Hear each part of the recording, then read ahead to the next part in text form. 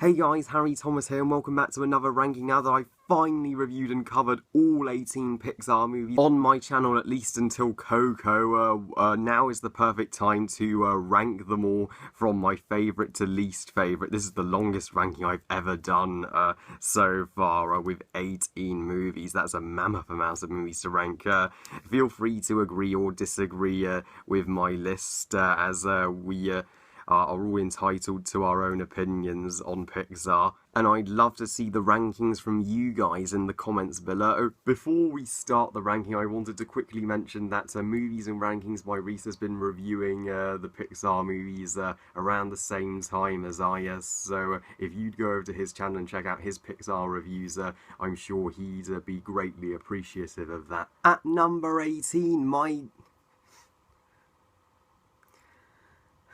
At number 18, at the very bottom, my least favourite Pixar movie is obviously Cars 2, as it's the only Pixar movie I have ever done a rant on. Because it's the only bad movie Pixar have ever done, in my opinion. Easily their worst movie, by a long shot. So I mean, why the hell would John Lasseter make a Cars 2 before Incredibles 2? This whole movie is one gigantic toy commercial for kids. It's way too juvenile for the adults to enjoy, and the whole thing of making Mesa the protagonist over McQueen was fucking stupid. At number 17, we have the Pixar movie I recently reviewed, The Good Dinosaur, more like The Bad Dinosaur. This movie is by no means terrible. I'd still give it the edge over Cars 2, simply because it tries to have more heart with the friendship between Arlo and Spots, but the story is a boring and blatant rehash of The Lion King, The Land Before Time, and Disney's Dinosaur. And Arlo's Pixar's weakest, most boring protagonist. The section when him and Spot are out in the wilderness drags on and the side characters like the T-Rexes, the Triceratops and the Pterodactyls they don't do shit and serve no purpose, and I can totally see why this is the lowest grossing Pixar movie to date. Oh man, I'm prepared for the hate comments with this choice for putting it so low on the list. At number 16, we have WALL-E.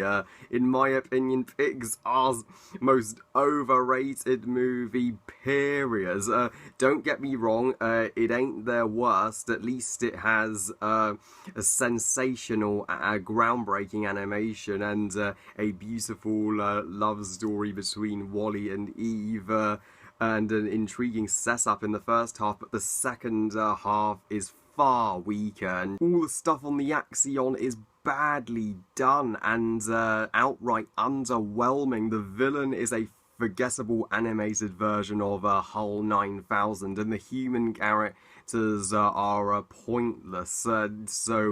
Yes, I have never gotten the sheer love for WALL-E. At number 15, we have Cars 3, and now this movie races back on track to what I loved about the first movie, and definitely makes up for the atrocity that was Cars 2. It actually mentions Doc Hudson again, and Doc's actually a big part of this movie. Cruz Ramirez injected some strong female characters into this franchise, and the twist at the end, some people hated, I personally loved. Although admittedly it's no Toy Story 3, the crash from the trailers could have impacted McQueen a little more than it did, but still, Cars 3 is a decent enough conclusion to this trilogy. At number 14, we have Finding Dory. Finding Dory isn't quite Finding Nemo by any stretch, but it's still a really solid sequel, and it has a special message how Dory's disability, her short-term memory loss, could be her strength. I adored Hank the Octopus, Destiny the whale shark, and Bentley the beluga whale, as well as the 2 sea lions, and the aquarium looked spectacular. though I will admit Marlin and Nemo weren't necessary to the story, and the movie just was more light-hearted than Finding Nemo. It wasn't as dark, it didn't take as many risks like its predecessor, but I'm still glad I saw it. At number 13, Pixar's only prequel, Monsters University. I too, like as much as the next guy, would have rathered a sequel than a prequel. I wanted to see Boo grow up and talk to the other monsters in the monster world, but for what it stands, Monsters University is a underrated and heartwarming prequel that respects the original Monsters Inc. I adore seeing Billy Crystal and John Goodman come back as Mike and Sully, and seeing how they became friends. It was actually very unexpected, and the Uzma Kappa team are a delightful bunch. The ending is one of Pixar's most thought-provoking endings, and its message is so strong. Also, Dean Hardscrabble is awesome, while the villains are really generic, and Randall deserved more screen time. But the people who hate it, I think, are kind of harsh. At number 12, another extremely underrated Pixar movie, Cars, the original. Bring on the backlash in the comments from Cars haters. I know you all think I'm crazy for putting it this high on the list, but I have always thoroughly enjoyed the first Cars. 80% of the movie is in Radiator Springs and 20% is the racing, and the racing scenes are absolutely amazing, and Radiator Springs is a beautiful, cozy location where our protagonist Lightning McQueen has a believable character growth, turning from a arrogant, greedy arsehole to a decent guy, and Doc Hudson is one of the most intriguing Pixar characters ever. Even though Chick Hicks is a meh villain, I still really have a great deal of admiration for Cars. It's a very special movie for John Lasseter. At number 11, another incredibly underappreciated Pixar movie, A Bug's Life. This is their most forgotten movie. For some reason, nobody talks about A Bug's Life when they discuss the Pixar classics. I think Flick is a inventive protagonist. His relationship and friendship with Dot is so sweet, and the circus bugs are a delight, and Hopper being one of the most awesome Pixar villains ever. And it's a clever plot how it revolves around a democracy rising up against a diplomacy. However, I do think the ant colony are arseholes to Flick, but it makes up for that by giving us one of the most epic and legitimately intense climaxes in any Pixar film. So A Bug's Life deserves to be way more remembered than it is. At number 10, another controversial choice, Brave.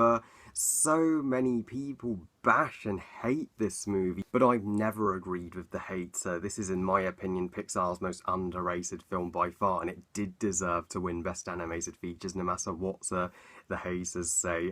Finally, a Pixar movie with a strong female lead, and it's a mother and daughter movie, which is so original. This movie breaks all of the cliches and tropes of the other Disney princess movies by having no love interest. The Scottish Highlands look pure gorgeous and stunning.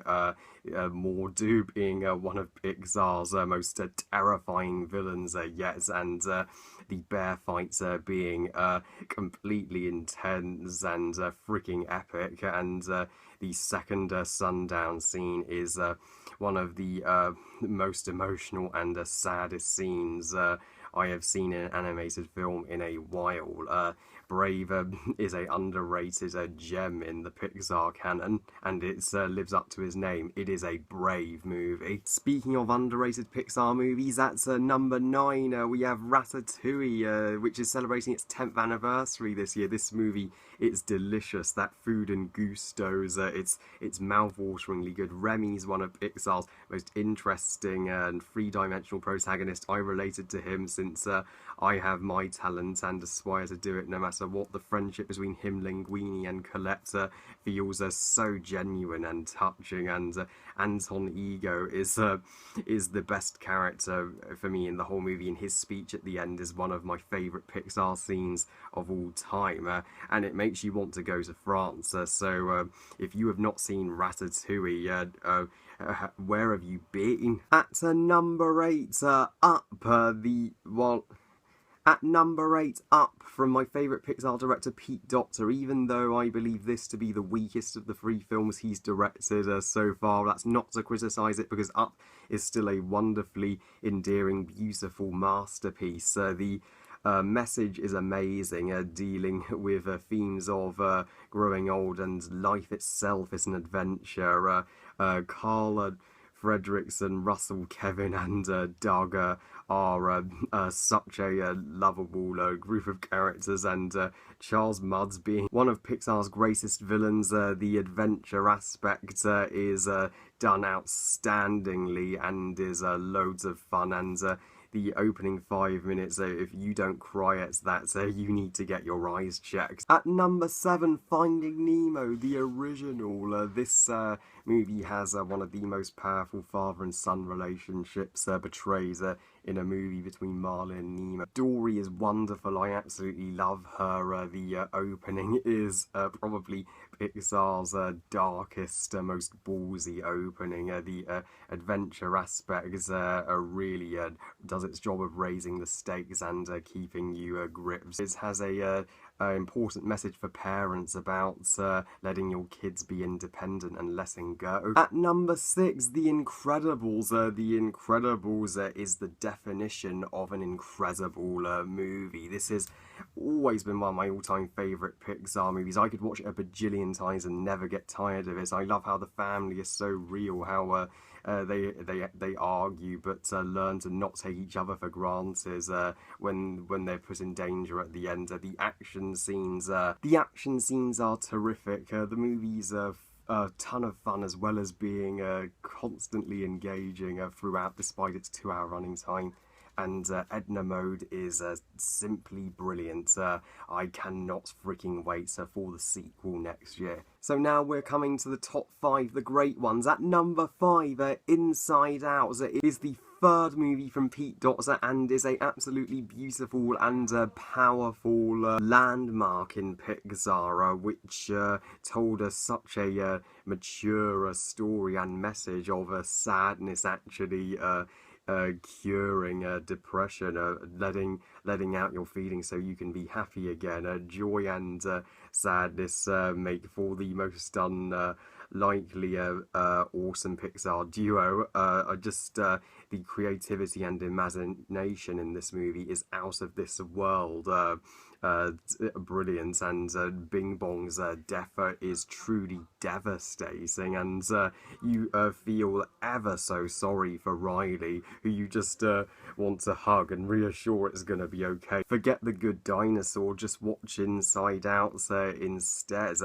It makes me cry more than most animated movies. At number 4, 3, and 2, the entire Toy Story trilogy, Toy Story 2, and Toy Story 3. Toy Story is a magnificent trilogy. Yeah, it's predictable to put it this high, but I just love it so much. I love the first Toy Story for being a revolutionary, remarkable movie for introducing CGI animation, and it came out the year I was born, 1995, and the Toy Story 2 is my absolute favourite in the trilogy. Jessie's song just it makes me cry buckets full of tears every time, and Toy Story 3 being the darkest of the 3 with the furnace scene will traumatise their kids. So Toy Story comes this close to being my favourite Pixar movie, and Toy Story 4 isn't necessary whatsoever. This isn't the most popular choice for number 1, but my number 1 favourite Pixar movie will forever be Monsters, Inc. Monsters, Inc. is not only the best Pixar movie in my opinion, one of my absolute favourite movies of all time, period. It has an astonishing message about love overcoming fear. Mike, Sully, Celia, Randall, Waternoose, and Boo especially are my favourite Pixar characters. The animation is amazing. The finale's monumental, and the ending is freaking heart-wrenching. If you don't cry at the ending, you have no soul. Go see Monsters, Inc. It's a masterpiece. And do you guys love my Pixar book? It's rather special, isn't it? Well, I love you guys. Thank you for watching. I hope you guys enjoyed this ranking. And what's your ranking of the Pixar movies? Please comment, let me know. Please like this video and subscribe. Please follow me on Twitter and on Google Plus and on Instagram. And I'll see you all next time. Bye, guys.